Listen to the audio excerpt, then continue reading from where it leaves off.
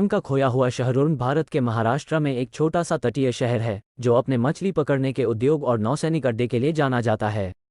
लेकिन ज़्यादातर लोग यह नहीं जानते कि उरण में एक छिपा हुआ रहस्य है, समुद्र के नीचे दबा हुआ एक प्राचीन शहर। ये शहर कभी एक समृद्ध सभ्यता का हिस्सा था जो हजारों साल पहले फली फूली थी, जब तक कि एक प्रलयंकारी घटना के कारण समुद्र का स्तर बढ़ गया और यह जलमग्न हो गया।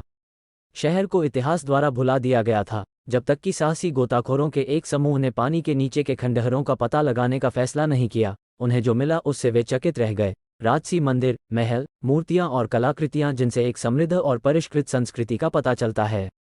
उन्होंने एक रहस्यमय उपकरण की भी खोज की जो शहर की शक्ति और महिमा का स्रोत प्रतीत होता था।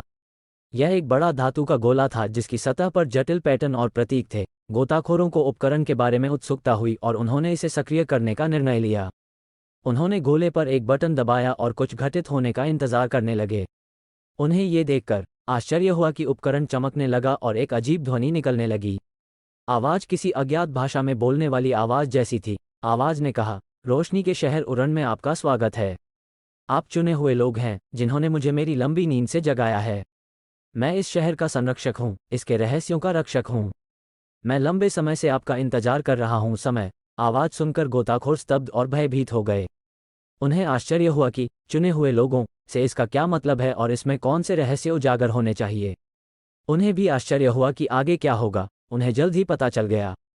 उपकरण ने अचानक ऊर्जा का एक शक्तिशाली विस्फोट किया जिसने पूरे शहर को हिलाकर रख दिया। विस्फोट से शहर के चारों ओर एक बड़ा बुलबुला बन गया जिसने इसे समुद्र के बाकी हिस्सों से अलग कर दिया।